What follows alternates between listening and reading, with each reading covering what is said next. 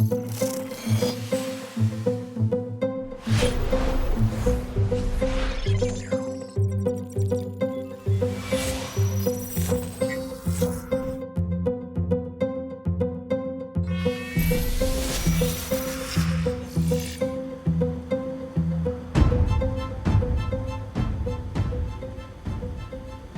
nos encontramos en el marco incomparable del Teatro de la Casa de la Cultura y la persona que me acompaña, a la cual agradezco enormemente que se haya prestado a este programa nuevo de Vicus, de entrevistas corridas una detrás de otras, es Elisa de Miguel, actual concejala de Cultura. Muchísimas gracias, Elisa. Gracias a vosotros por la invitación. Es un placer poder conversar contigo. Muy bien. El placer, ya sabes que siempre es mío.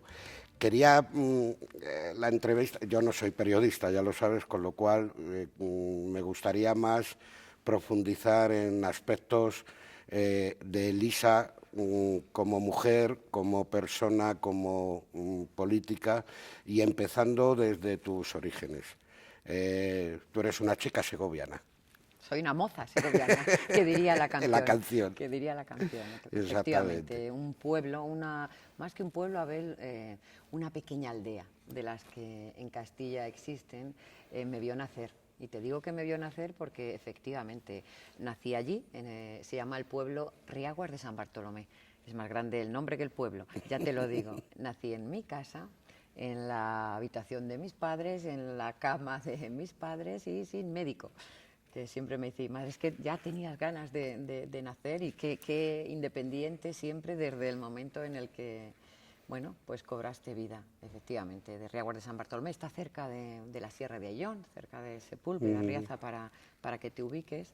Y bueno, es un pueblito que ahora mismo pues tendrá 10, 15 habitantes en invierno. O sea que allí pasé mi infancia. Me llama mucho la atención cómo pues, una chica joven de un pueblo de Segovia que no está en Madrid, que no tiene la posibilidad de ver lo que tenemos en Madrid a nivel de expresiones artísticas, decide dedicarse a algo que habitual no es, como es la restauración de bienes artísticos. Es algo, Abel, muy curioso. Yo siempre tuve muy claro, no sabía cómo, ni de qué manera, ni por qué, pero yo quería ser médico de los cuadros. A mí me encantaba pintar. Bueno, en casa te diré que, aunque seas de pueblo, aunque estés en un pueblo, siempre había muchos libros. Pues a mi madre le encanta leer, mi padre también. Y bueno, pues no sé si es por eso, por qué, pero digamos que el mundo de la cultura, de la literatura, siempre estaba presente, pero sobre todo el pintar. Era una necesidad que tenía que no podía abstraerme a ella y tenía que estar pintando, dibujando. Y yo quería ser médico de los cuadros, no sabía cómo, cuando yo era pequeña. Y esto compaginado, te voy a ser sincera, pues con el cuidado de los animales, que tú sabes que en un pueblo eso es la ley de vida y la circunstancia. Estábamos estudiando y ordeñando las vacas, cuidando las ovejas, cuidando los cerdos, cogiendo alfalfa, patatas, esto así. Pero mi circunstancia era que me encantaba leer, que me encantaba dibujar, que me encantaba aprender. Y yo no sabía cómo, pero sabía que un día sería médico de cuadros. Ni siquiera sabía que existía la profesión de restaurador, ni siquiera. Entonces, cuando acabé octavo, mis padres me dijeron, ¿qué quieres hacer? ¿Quieres ir? Yo sabía que quería estudiar, eso lo tenían claro. ¿Quieres irte a Segovia a estudiar o quieres irte a Madrid? ¿Qué ocurre? Tú sabes que allí pues, casi todo el mundo al final acaba en Madrid, de una u otra manera. Mis padres habían sido prevenidos y habían comprado un piso cuando éramos pequeños, porque esa circunstancia siempre se daba, que al final los hijos emigraban y se iban a Madrid. Y con 14 años decidí que me venía a Madrid, porque tenía tan claro que lo que quería era estudiar, pero sola, pero te vas. Y yo nunca había salido del pueblo, que me vine con mis chapines, ¿eh? O sea, era así, pero tenía muy claro que mi vocación era aprender y aprender. Y con 14 años estaba en Madrid para hacer el primero de BUP. tuve muchísima suerte, que, bueno, pues que, no sé, hice amistades maravillosas que aún conservo. Las madres de mis amigas eran como mis madres que cuidaban de mí. Y aquí hice mi BUP, COU, y luego empecé geografía e historia, que por aquel entonces, luego una de las especialidades era historia del arte. Era lo que más vehiculizaba pues mi inquietud interior, que era la de curar los cuadros. Y en esto que me entero cuando ya estaba en segundo de carrera, que existía la profesión de restauración de obras de arte en la Escuela Oficial de Restauración. Pues hete aquí que te vas para allá. Que ¿no? me voy para allá. Todavía no pude porque, bueno, la vida es muy difícil y tuve que compaginar trabajar y estudiar, pero trabajar para vivir y para poder estudiar y para poder ayudar en casa. Y yo tuve que dejar de estudiar, pararlo, y bueno, pues estuve ahorrando para luego poder dedicarme de lleno a lo que sí que es hacer restauración. Bueno, y cuando pude hice el examen de ingreso. Sabes que cuando yo inicié mis estudios en la Escuela Oficial de Restauración, solo había una Escuela Oficial de Restauración, la de Madrid, y venían de toda España para poder estudiar esta disciplina. Bueno, un examen de una semana de duración, con distintas pruebas, tanto teóricas como prácticas, como de habilidades, de madurez, y bueno, pues lo conseguí y bueno, entré a estudiar restauración y conseguí que mi vocación se viera satisfecha y acabé con la especialidad de pintura. Sí. Además, lo importante no es solo que acabaras tus estudios, sino que has podido desarrollarte profesionalmente en aquello que querías. Efectivamente, que poca gente creo que es un privilegio. Es un privilegio, es un privilegio y un lujo. Entonces acabé mis estudios y sí, pude empezar a restaurar, además en uno de mis sueños, que era el románico palentino. Sabes, Abel, que dentro de mi profesión a mí lo que más me gusta es la pintura mural. Mi mono, mi andamio, subirte a una cúpula, subirte a un paramento pintado, a una bóveda, y ahí veo a Dios, de verdad. Mira que la gente, mi profesión, la ve más un caballete, una bata blanca y una cosa muy romántica delante de un cuadro, que sí, pero a mí me encanta la pintura mural. Una parte de mi profesión que disfruto muchísimo. Y entonces empecé, sí, en Palencia, en un programa que había por aquel entonces de Fundación Caja Madrid, que en aquellos tiempos, bueno, sí que estaban muy implicadas las entidades y las fundaciones en la restauración de patrimonio, y era un programa de 9 ermitas en el norte de Palencia. Y bueno, pues ahí acabé la carrera y me llamaron y ahí empecé. Y eso, en tu sueño, que era Perazancas de Ojeda, la ermita de San Pelayo que desarrolló. Llegas a Tres Cantos hace unos 20, 22 años, más o menos.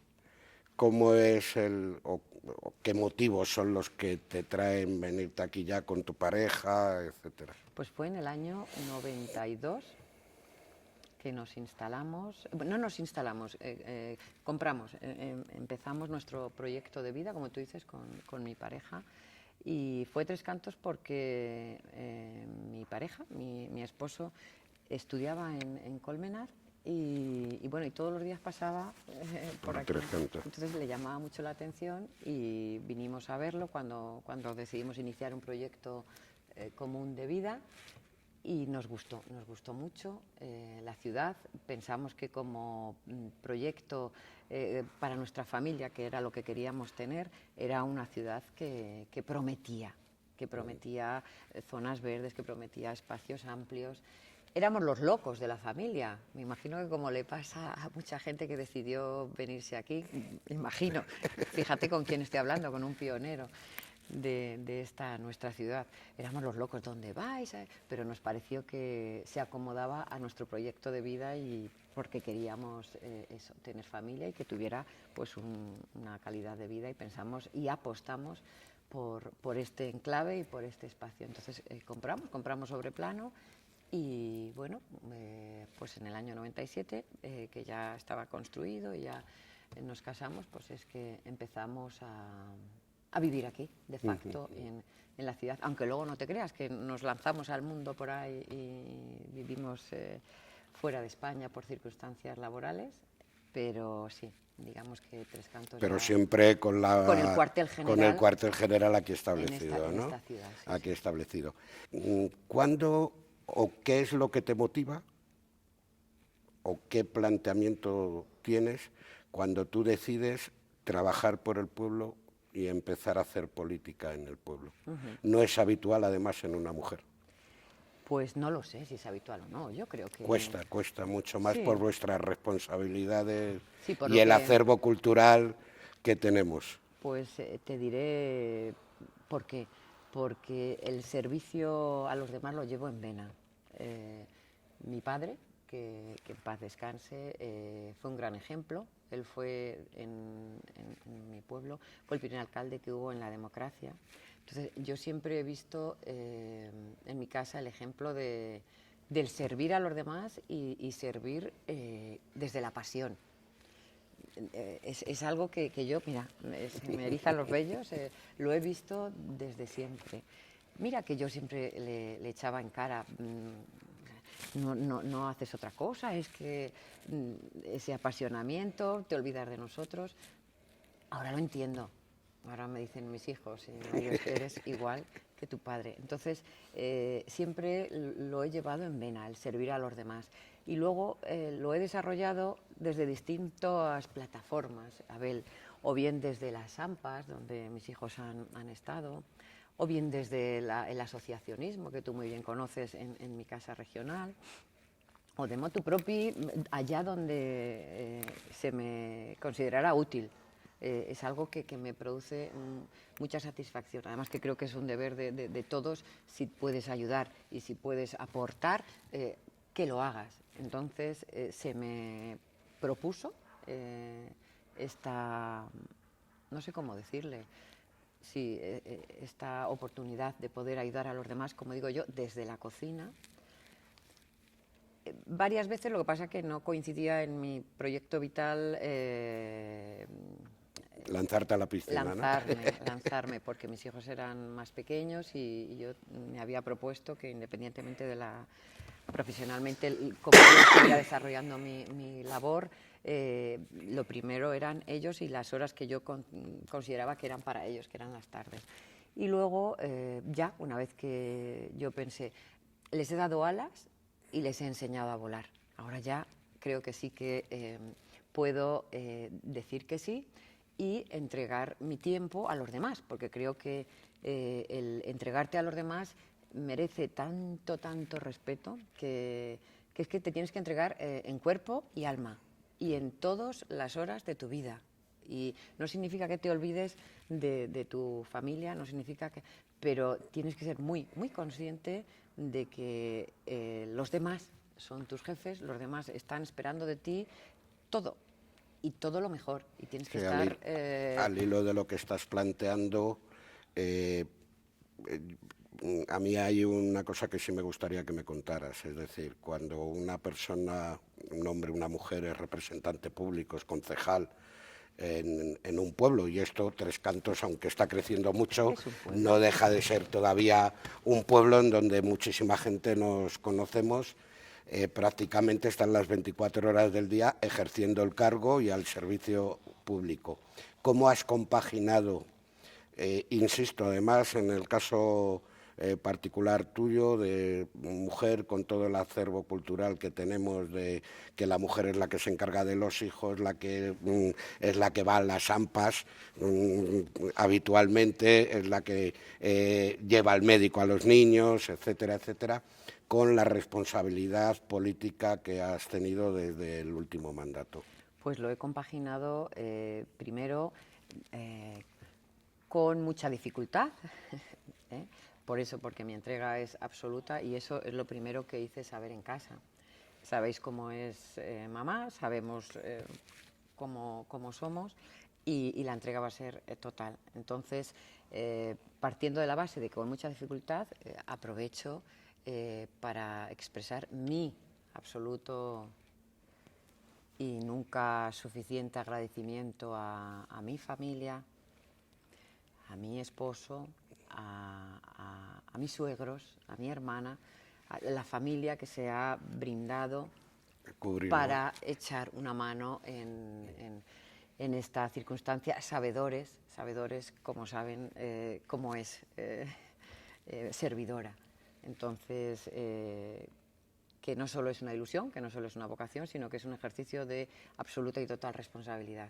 Entonces, eso lo saben, que siento así. Entonces, he contado con su total apoyo, entendimiento y tiempo para que tú muy bien sabes que por las áreas que me fueron delegadas, áreas que también precisan de mucho protocolo, pero antes del protocolo muchas horas detrás, en la sombra y en el despacho.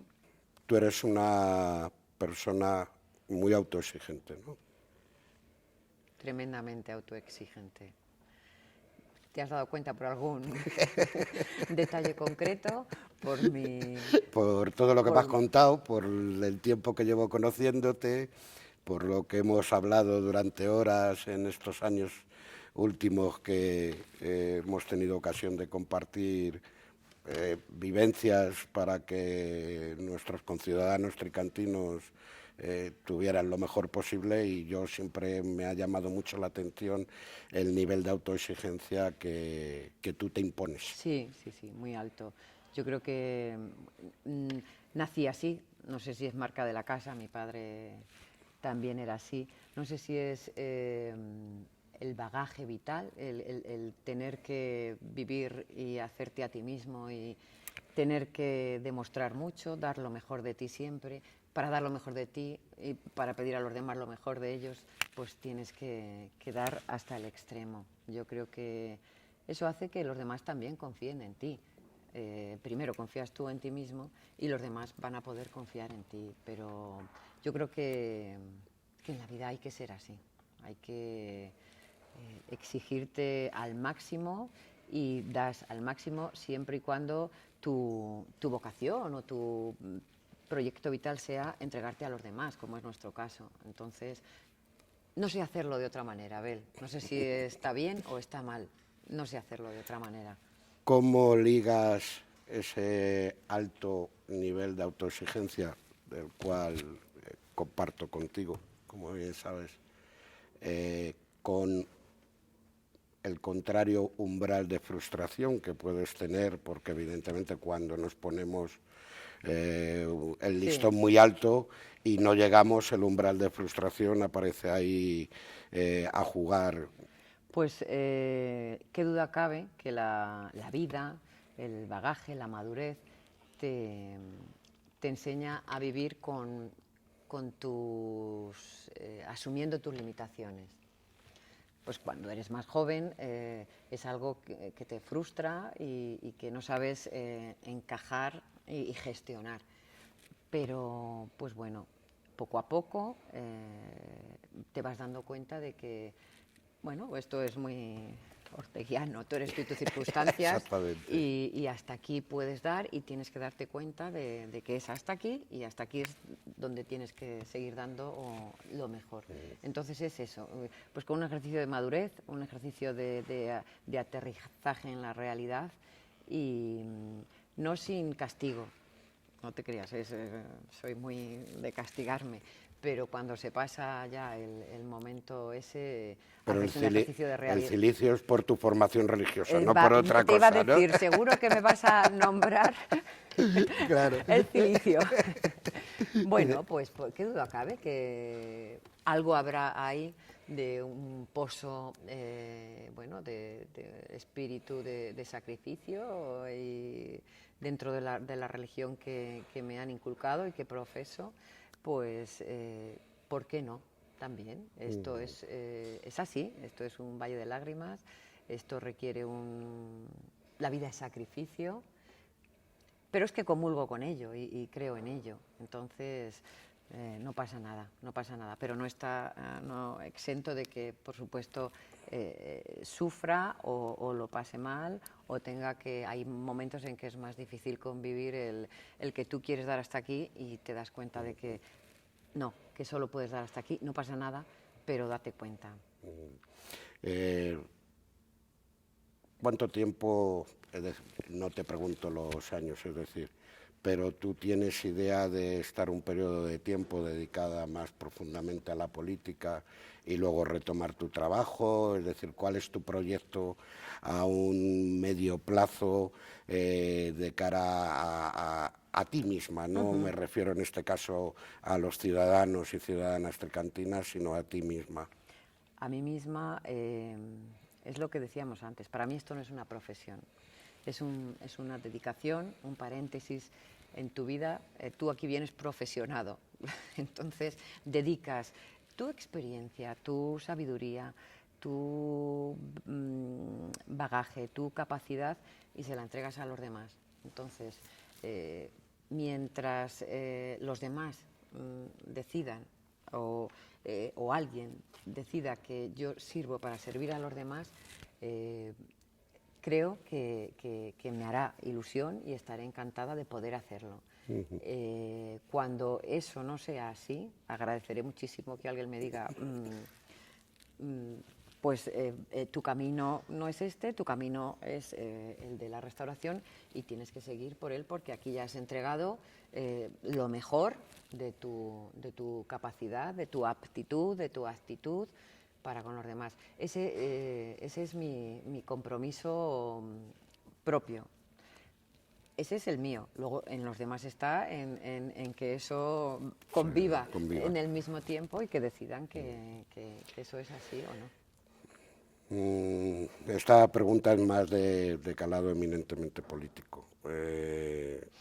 Ahora mismo tú eres concejala de Cultura, forma parte del equipo de gobierno del Partido Popular, eres segunda teniente de alcalde. ¿Cómo te llevas con el resto de representantes del pueblo? Porque es algo que nunca se os debe de olvidar, que las 21 personas que formáis parte de la corporación municipal habéis sido elegidos por el pueblo y con lo cual tan representante eres tú, aunque gobiernes, como los que están en la oposición. ¿Cómo estáis conjugando desde esta nueva mayoría absoluta que ha conseguido el Partido Popular esa relación con el resto de grupos políticos con representación en el Pleno? Pues te diré que con muchísimo respeto, particularmente, por un lado, y tú lo sabes, yo creo que gozo del cariño y el respeto de las personas que ocupan los cargos de la oposición. Es que es así, son igual de representantes que el resto del arco que estamos allí. Todos representamos al pueblo. Y por parte de lo que es este nuevo mandato, pues la intención es la de dialogar. Eso ya lo dijo, yo creo que nuestro alcalde, dialogar, consensuar y seguir trabajando en común, porque todos sumamos, todos aportamos. Obviamente, luego habrá que gestionar decisiones que gestionaremos nosotros o gestionarán ellos en conjunto, pero la intención desde el minuto uno es la de estar todos juntos y hablar y consensuar. Creo que el anterior mandato ha sido un ejercicio fantástico de que todos trabajamos por y para Tres Cantos y yo creo que se ha demostrado que hemos podido hacerlo. Entonces seguiremos en esa línea. Cuéntanos algún proyecto desde tu área de cultura que sea importante en este mandato que estamos actualmente viviendo.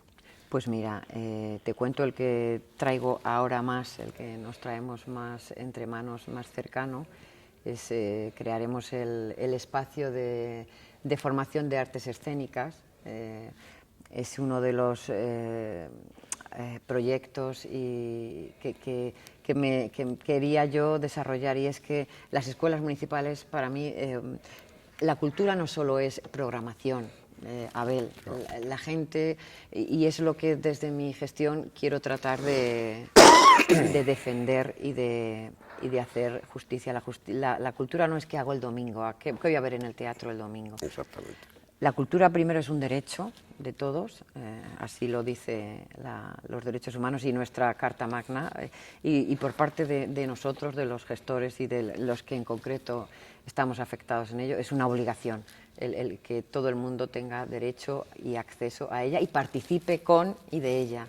Entonces, no solo es programación que hago el domingo, programar, no, la cultura también es formación, la cultura es participación ciudadana, la cultura es, si es que en realidad es todo, cultura. Entonces, dentro de la parte que es formación, en nuestras escuelas municipales van caminando, van cumpliendo años y cumpliendo objetivos. Entonces, ahora vamos a implementar el centro 21 de marzo, se va a convertir en el centro de formación de artes escénicas y audiovisuales y tecnología del espectáculo. Entonces, ahora mismo estamos en ello, que sea en ese espacio donde se lleve a cabo la formación con la escuela de teatro, con la escuela de danza, que se ampliará el año próximo en cuanto al número de alumnos y el número de espacios. La escuela de música no quedará aquí.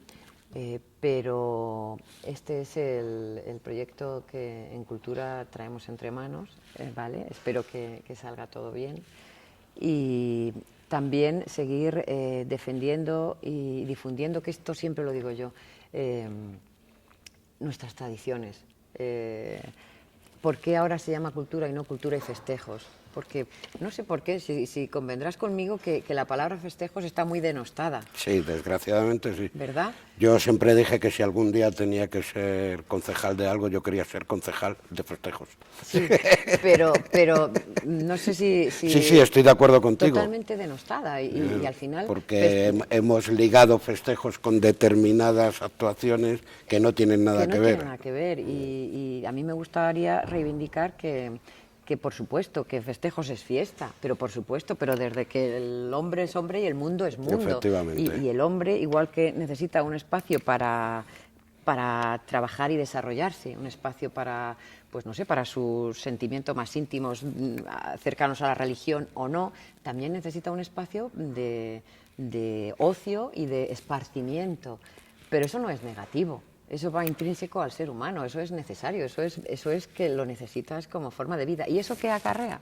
Pues que pues antropológicamente pues eso genera tradiciones, genera costumbres, genera formas de vida y eso al final, bueno, es cultura y una fiesta, pero por supuesto que es cultura, eso por esa parte. Y luego, por supuesto que las fiestas para mí son cultura, que son esparcimiento y juerga y ruidos, que sí, pero es la oportunidad que tenemos de que todo el mundo pueda disfrutar de grupos musicales gratuitos, por un lado. Por otro, que los grupos que estamos fomentando, los grupos juveniles que están ensayando, tengan una plataforma donde lanzarse y donde todo el mundo les vea.